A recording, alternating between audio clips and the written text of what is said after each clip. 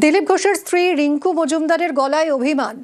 তিনি প্রার্থী হতে চেয়ে দলের কাছে আবেদন জানিয়েছিলেন, কিন্তু বিজেপির দুটো তালিকা বেরিয়ে গেছে, তার নাম নেই, আর তাতেই ক্ষোভ। রাজারহাট নিউ টাউনের বিজেপি প্রার্থী নিয়েও অভিযোগ। একই পরিবারের একাধিক প্রার্থী নিয়েও প্রশ্ন তুলেছেন রিঙ্কু। খড়গপুরে প্রচারে যাবেন জানিয়েছেন রিঙ্কু মজুমদার। বিজেপির প্রার্থী তালিকায় এবার একাধিক মহারাজ, আর তাদের মধ্যে উৎপল মহারাজকে বহিষ্কার করেছে ভারত সেবাশ্রম সংঘ।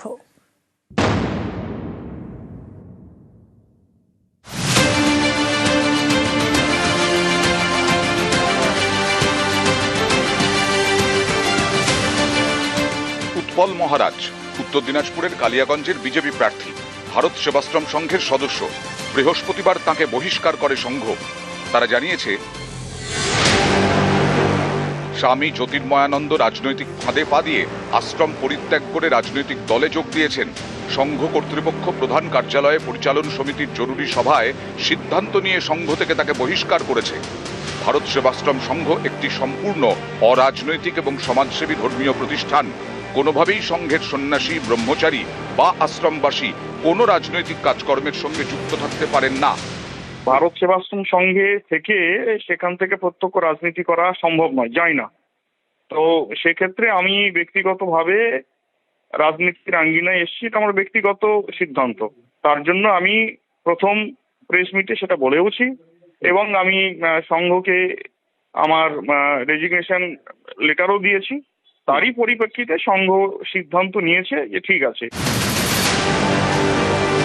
উলুবেড়িয়ার করাতবেড়িয়া শ্রীকৃষ্ণ সেবা নিকেতন, এখানকার মহারাজ স্বামী মঙ্গলানন্দ পুরী মহারাজ। তিনি আরএসএস এবং বিশ্ব হিন্দু পরিষদের সদস্য। উলুবেড়িয়া দক্ষিণ বিধানসভা কেন্দ্রে তাকে প্রার্থী করেছে বিজেপি।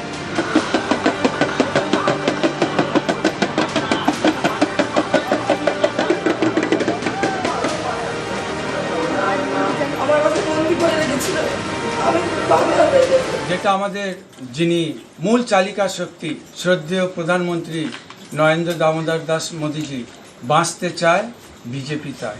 এটাই হচ্ছে আমাদের মূল মন্ত্র, কারণ বাঁচার আর পথ নেই। সুনীল মহারাজ বিশ্ব হিন্দু পরিষদের সদস্য, বেহালা পূর্বে বিজেপি প্রার্থী। কার্তিক মহারাজ মুর্শিদাবাদের বেলডাঙ্গার ভারত সেবাশ্রম সংঘের মহারাজ। সনাতনী ভাই বোনদেরকে অনুরোধ করব, নিজে নিজে ভাড়া দিয়ে সনাতন হিন্দু ধর্মের রক্ষার তাগিদে 7ই ডিসেম্বর ব্রিগেড প্যারেড গ্রাউন্ডে আমরা সমবেত হব। গত বছর ডিসেম্বরে ব্রিগেডে 5 লক্ষ কণ্ঠে গীতা পাঠের আয়োজন করা হয়। উদ্যোক্তা সনাতন সংস্কৃতি সংসদ। সেই অনুষ্ঠানে উপস্থিত ছিলেন বিজেপির তাবড় তাবড় নেতা। মঞ্চে দেখা গিয়েছিল কার্তিক মহারাজকে। বিজেপির এখনো 38 জন প্রার্থীর নাম ঘোষণা করা বাকি। এই তালিকায় কি কার্তিক মহারাজের নাম থাকবে? এ নিয়ে নানা মহলে গুঞ্জন। না, ওটা দাঁড়াবো। বিজেপি তরফ থেকে কোনো রকম প্রস্তাব কি আপনার কাছে এসেছে? হ্যাঁ, এসেছিল, আমরা প্রত্যাখ্যান করেছি। রাজ্যসভার এমপির জন্য বলা হয়েছিল, বিধানসভায় লোকসভায় দাঁড়াবার জন্য বলা হয়েছিল। হারা জেতার ব্যাপারটা তারাই দেখবেন বলেছিল। আমি এতে উৎসাহিত হই। বলা হয়েছিল যে আপনি ভোটে দাঁড়ান, পশ্চিমবঙ্গের সমস্যার সমাধানের জন্য আপনাদের মতো লোক দরকার, সজ্জন সাধু সন্ন্যাসী মানুষ। আমি বলেছি না, রাজ্য স্তরের সেন্ট্রাল সবাই অনুরোধ করেছিল, সরাসরি কোনো চিন্তা ভাবনা করিনি। কারণ এটা সন্ন্যাসীর এই কাজের জন্য নয়, আমরা যে জন্য ব্রত গ্রহণ করেছি। বিজেপি সাম্প্রদায়িক রাজনীতি করছে। বিজেপি হিন্দুর জন্য খারাপ, মুসলমানের জন্য খারাপ, খ্রিস্টানের জন্য খারাপ, সমাজের জন্য খারাপ, বাংলার জন্য খারাপ। বিজেপি বাংলার উন্নয়নের বিরুদ্ধে, বাংলার মনীষীদের অপমান করে। বিজেপি শুধুমাত্র ধর্মের ভেদাভেদ করে, মানুষে মানুষে ভেদাভেদ করে, তারা কিছু মানুষকে কিছুদিনের জন্য ভুল বুঝিয়ে কিছুটা বিভ্রান্তি তৈরির রাজনীতি করে, কিন্তু মানুষ সেটাই আর সাড়া দেবেন না। আমার প্রার্থী তালিকায় মহারাজ থাকবে না মহারানী থাকবে, নায়ক থাকবে না নায়িকা থাকবে, বক্সার থাকবে না সুইমার থাকবে, আমি ঠিক করব। আমার ফ্রিজে কি আছে, কি খাবো আমি, সেটা কি উনি ঠিক করে দেবেন নাকি? নিউজ 18 বাংলা। এপ্রিলে ভোট, ইশতেহার প্রকাশ করল তৃণমূল। ইশতেহারে মমতা বন্দ্যোপাধ্যায়ের 10 দাওয়াই। এবার দুয়ারে স্বাস্থ্যের প্রতিশ্রুতি।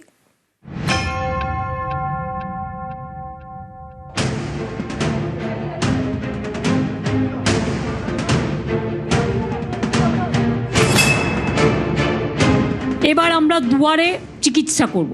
আগে যেমন দুয়ারে সরকার করেছে ওগুলো তো যেমন চলছে চলবেই। আমার পাড়া আমার সমাধান 8,000 কোটি টাকা দিয়েছি এলাকায় বুথে বুথে। প্রতি বছর প্রতি ব্লকে প্রতি টাউনে দুয়ারে ক্যাম্প হবে, দুয়ারে স্বাস্থ্য।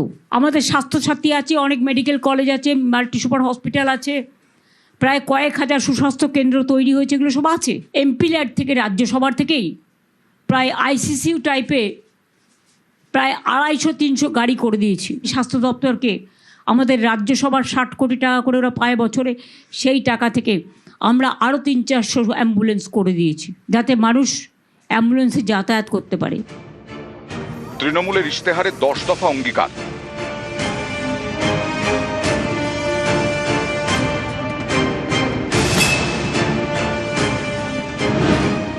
দুয়ারে স্বাস্থ্য, লক্ষ্মীর ভাণ্ডার, যুবসাথী, পাকা বাড়ি, সব বাড়িতে পরিশ্রুত খাওয়ার জল, কৃষকদের উন্নয়ন, স্কুলের পরিকাঠামো উন্নয়ন। বাংলার শিক্ষায়তনগুলো আমরা একটা টার্গেট করেছি, অলরেডি বাজেটে বলা হয়েছে এবং ক্যাবিনেটে পাস হয়ে গেছে। কয়েক হাজার স্কুল আমরা মডার্নাইজ করব, আপগ্রেড করব, যেখানে লার্নিং থেকে শুরু করে সমস্ত মডার্ন ইকুইপমেন্ট থাকবে। তার জন্য টিচারও রিক্রুট হবে। আমরা তো টিচার রিক্রুট করতে চাই, কিন্তু আমার অপোজিশন যারা তারা রাজনৈতিক লড়াইয়ে পারে না, কোর্টে গিয়ে এটা কেস করে দেয়। আর কোর্টে কেস করা মানে তো গেল।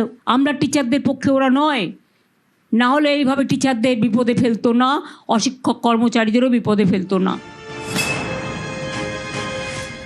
প্রশাসনিক সুবিধের জন্য আমরা যদিও অনেকগুলো নতুন জেলা করেছি, প্রায় 7টা। আগামী দিনও আমরা 7 থেকে 10টা নতুন জেলা করব। অনেক ব্লক সাব ডিভিশন নতুন করে তৈরি হবে। সামগ্রিক ভৌগোলিক পরিস্থিতি বিচার করে পুনর্গঠনের মাধ্যমে আরও অনেকগুলো পৌরসভাও তৈরি হবে, যাতে মানুষ ঘরের সামনে তার পরিষেবাটা পেতে পারে। আমি আমার কর্মীদের, সাধারণ মানুষকে বলবো, চিন্তা করার কোনো কারণ নেই। ঈদের পরেই আমরা প্রচারে বেরোবে, সবার সাথে রাস্তায় দেখা হবে, এরপরে দেখা হবে ফিল্ডে, লড়াইয়ের ময়দানে, প্রচারের ময়দানে। নিউজ 18 বাংলা।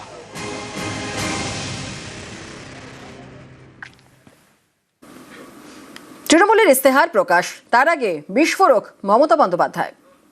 এখানে তো অঘোষিত না, ঘোষিত প্রেসিডেন্ট রুল করে দিয়েছে। লজ্জা লজ্জা লজ্জা! প্রেসিডেন্ট রুল করে মোদিজিকে ইলেকশন করতে হচ্ছে। বাংলার মানুষকে এত ভয়! ওরা বাংলা রাজ্যটাকেই তুলে দিতে চায়। এবং আগামী দিন আপনারা দেখেছেন, আমরা প্রতিবাদ করেছিলাম, প্ল্যান আছে উত্তরবঙ্গটা টোটাল বাদ দিয়ে বিহারের কিছু অংশ নিয়ে আবার আরেকটা নতুন রাজ্য তৈরি করা। এপ্রিলে 2 দফায় পশ্চিমবঙ্গে ভোট। শুক্রবার নির্বাচনী ইস্তেহার প্রকাশ করলেন তৃণমূল নেত্রী। তার আগে মমতা বন্দ্যোপাধ্যায়ের সুর সপ্তমে নিশানা করলেন বিজেপি ও কেন্দ্রীয় সরকারকে। এখানে তো অঘোষিত না, ঘোষিত প্রেসিডেন্ট রুল করে দিয়েছে। লজ্জা লজ্জা লজ্জা! প্রেসিডেন্ট রুল করে মোদিজিকে ইলেকশন করতে হচ্ছে। বাংলার মানুষকে এত ভয়! বাংলা ওদের অনেক দিনের টার্গেট, কারণ ওরা চায় না বাংলার রাজ্যটা থাক, বাংলার অস্মিতা থাক, বাংলার ইতিহাস থাক, বাংলার ভাষা থাক। This government of India targeted Bengal because they are very jealous. সংবিধান কিছু নেই এদেশে, কোনো আইন বলে কিছু নেই। টোটাল আইনটাকে মোদী সরকার বেলাইন করে দিয়েছে। মানুষ কার কাছে গিয়ে বিচার পাবে? বিচারের সব জায়গাগুলোকেই তো কিনে নিয়েছে, হয় জুজুর ভয় নয় লোভ। কাজেই মোদির হাত থেকে দেশ উদ্ধার করা আমাদের প্রথম প্রায়োরিটি। পশ্চিমবঙ্গের পাশেই বিহার। তৃণমূল নেত্রীর অভিযোগ, উত্তরবঙ্গ আর বিহারের কয়েকটি জেলা নিয়ে আলাদা রাজ্য তৈরির ছক কষছে বিজেপি। প্রত্যেকবার ইলেকশনে অবশ্য আমরা নির্বাচন কমিশনের বা বিজেপির সরকার যেদিন থেকে ক্ষমতা এসছে তার চক্রান্ত আমরা অনেক লক্ষ্য করেছি, কিন্তু এবারের চক্রান্ত সমস্ত চক্রান্তকে ছাড়িয়ে গেছে।